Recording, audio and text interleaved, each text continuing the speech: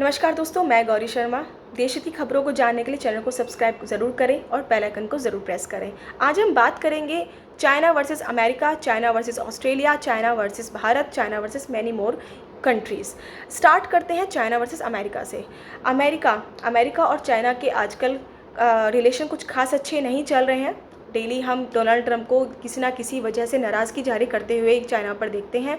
लेकिन वजह क्या है? वजह सिर्फ एक ही है, जिससे पूरा विश्व परेशान है, कोरोना वायरस, जिसकी वजह से यूएस में अब बहुत ज़्यादा बुरे परिणाम देखे जा रहे हैं, क्योंकि वहाँ के एक्टिव केस 1.1 मिलियन हो चुके हैं और डेथ के नंबर 63,476 हो चुके हैं, यानी कि मोर देन 60,000 वहाँ पर डेथ हो चुकी हैं, जिसकी वजह से डोनाल्ड ट्रंप काफ़ी परेशान है और चाइना से काफ़ी नाराज़ भी हैं।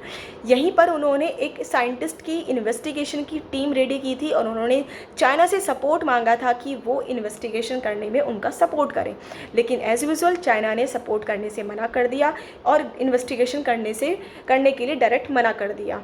अब यहीं पर डोनाल्ड ट्रंप ने कहा कि जिस चमगादड़ को वजह बता रहा था चाइना, वो चमगादड़ वुहान सिटी से 40 मील दूर पर पाए जाते हैं, यानी कि वजह और सच्चाई में बहुत बड़ा गैप है, जिसकी वजह से वो इन्वेस्टिगेशन कराना चाहते थे, लेकिन इन्वेस्टिगेशन के लिए चाइना ने बिल्कुल साफ साफ इनकार कर दिया है।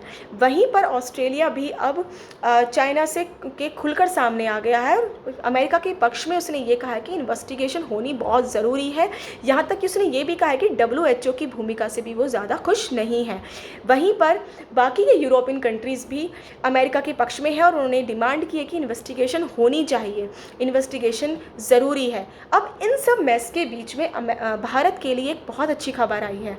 भारत के लिए ये अच्छी खबर इसलिए है क्योंकि 1000 विदेशी कंपनियां जो ऑलरेडी चाइना में इस्टेब्लिश थी, वो अब वहाँ से मूव ऑन करने के लिए मन बना चुकी हैं। उनमें से 300 कंपनियां भारत में आने के लिए सक्रिय भी हो चुकी हैं। इस संबंध में सरकार के अधिकारी से बातचीत चल रही है और अधिकारी ने बताया है कि वर्तमान में लगभग 1000 कंपनियां विभिन्न स्तरों पर बातचीत कर रही हैं। उनमें से इन्होंने 300 कंपनियों को लक्षित भी कर लिया है। केंद्र सरकार के अधिकारी के मुताबिक ये सामने आया है कि कोरोना संक्रमण के नियंत्रण के बाद भारत का एक बेहतर देश के रूप में सामने आएगा और भारत वैकल्पिक मैन्युफैक्चरिंग हब के रूप में उभरेगा भी, जो देश की स्थिति को सुधारने में बहुत मददगार साबित होगा।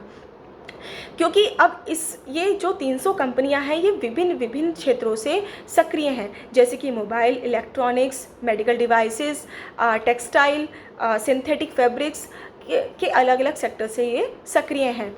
और अगर सरकार का पॉजिटिव रिस्पांस रहा तो ज़रूर ये सारी कंपनियां भारत में स्टैब्लिश होंगी, क्योंकि पिछले ही साल सरकार ने टैक्स घटाकर 25.17% कर दिया था, और लेकिन अब नई फैक्ट्रियों को लगाने के लिए सरकार ने टैक्स को घटाकर 17% कर दिया, यानी कि मात्र 17% टैक्स कर दिया है, जो कि दक्षिण पूर्व एशिया में सबसे कम है।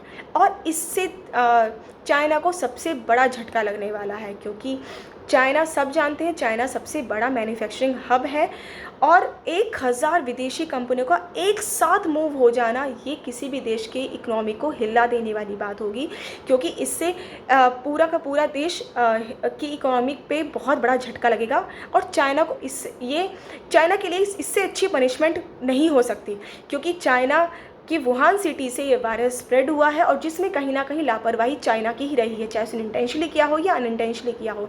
लेकिन इसमें हम ये नहीं इसको नज़रअंदाज कर सकते कि इसमें चाइना की कोई गलती नहीं है। चाइना किसी भी सपोर्ट के लिए भी रेडी नहीं है, तो इसके लिए पनिशमेंट तो बनती ही है। और ये पनिशमेंट, इससे अच्छी पनिशमेंट तो हो ही नहीं सकती, क्योंकि 1000 विदेशी कंपनियां एक साथ मूव हो जाना और उसमें से 300 कंपनियों का भारत में निवेश करना, भारत में इस्टेब्लिश होना, ये सबसे अच्छी खबर है और सबसे बड़ा झटका चाइना के लिए है।